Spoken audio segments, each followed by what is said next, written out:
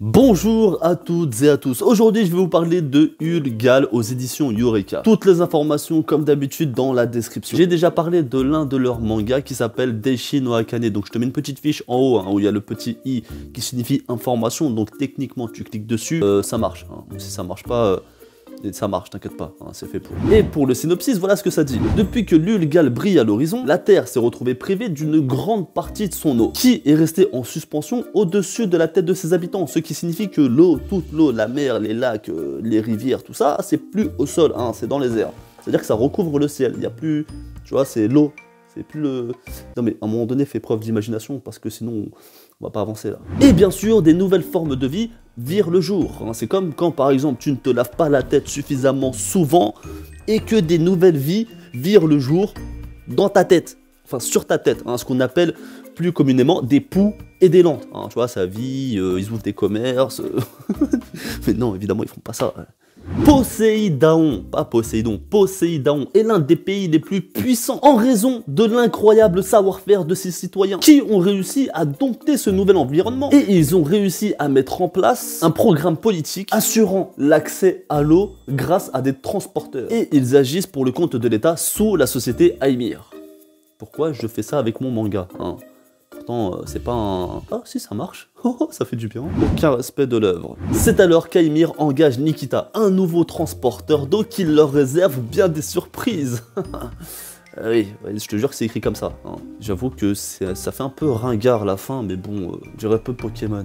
Donc l'histoire a l'air vraiment pas mal du tout. On nous plonge dans un univers fantastique avec des créatures imaginaires et dans un monde fictif. Premier bon point. Jusque là, on est bon. Et ce monde va tourner autour de l'eau qui se fait rare à cause du fait qu'elle soit suspendue dans les airs. Et les histoires où les matières premières sont des denrées rares me plaisent beaucoup. Oui, oui. Donc, deuxième bon point. Oui, j'ai une petite moustache d'adolescent.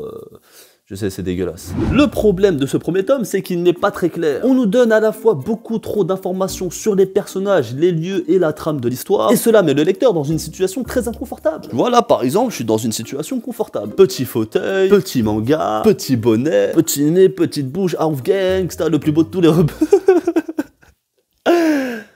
Ça n'a rien à voir. Bim, je commence la lecture et tiens, je ressens de l'inconfortabilité là. C'est pas ouf là, c'est pas ouf du tout. Non, là on a l'impression d'être au 3e voire 4e tome. Tout est déjà installé plus ou moins et c'est très déroutant au niveau lecture pour un tome 1. Et pour être un peu plus clair, nous sommes dans une histoire fantastique, ce qui applique normalement un amorçage, un démarrage si tu préfères. Alors que là, tout est déjà mis en place. Et on te dit que bah voilà, la situation elle est comme ça, bah démerde-toi. Voilà. Ouais mais fais un effort un petit peu. À la limite, ça peut marcher, sauf que beaucoup de personnages apparaissent et ne sont pas forcément présentés. Et dans un univers fantastique, c'est très compliqué parce qu'il va forcément y avoir beaucoup de personnages, comme des dieux, des elfes, des chimères, tout ça. Et leurs capacités individuelles sont aussi présentées, genre laisse tomber, je ne peux pas le vaincre car je ne peux plus me purifier. Ok, mais c'est quoi la purification? Enfin, je veux dire, il te faut de l'eau bénite, faut que je te pisse dessus, je sais pas, enfin je propose. Non, rien à voir. Et des exemples comme ça, il y en a plusieurs, et c'est dommage. Pareil pour les endroits, ils arrivent comme un cheveu au milieu de la soupe. Dégueulasse. Il y a aussi une histoire d'artefacts, de police d'artefacts. Non. C'est beaucoup trop, c'est beaucoup trop pour un premier tome, laisse tomber. Attends, à la 6e page, je commençais déjà à loucher. Clairement, je n'ai pas compris grand chose à la lecture, alors ok, je suis un peu con sur les bords parfois, mais je sais comment on construit une histoire, et là c'est totalement décousu. Bon, j'avoue en soi, le manga n'est pas mauvais. Vers la fin du tome, ça commence légèrement à se goupiller. Une meilleure compréhension de l'histoire et du rôle des personnages, mais bon, on ne se réveille pas à la fin du générique, les mecs. Côté dessin, il y a un très beau coup de crayon, c'est indéniable. Les personnages ne sont pas carrés, les expressions faciales sont très bien illustrées, on comprend ce que ressent ou ce que veulent dire les personnages. On comprend également ce qui se passe lors des scènes d'action, plus ou moins. Mais je crois que j'ai dû recevoir un tome pas fini, c'est pas possible. Il n'y a pas d'ancrage.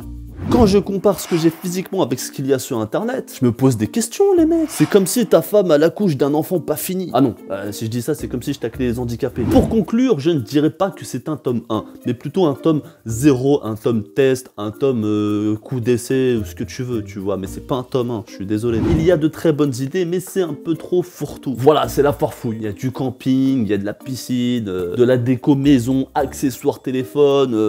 Non, à un moment donné, il faut choisir un axe. Un manga ne peut pas être non-binaire. Vous n'êtes pas un homme. Ah non. Alors expliquez-moi. Non, je suis un manga. NANI Évidemment, si t'as kiffé cette petite vidéo, tu peux toujours liker, me laisser un commentaire et bien sûr la partager. Et si tu n'es pas abonné, eh bien abonne-toi, hein, c'est toujours gratuit. Hein, jusque février 2020, après ça devient payant, évidemment je rigole. Et bien sûr, tu peux aller sur mon petit compte YouTube qui est en description pour donner la force. Hein. Et puis voilà, comme ça me permet de gagner un peu d'oseille, j'ai envie de te dire.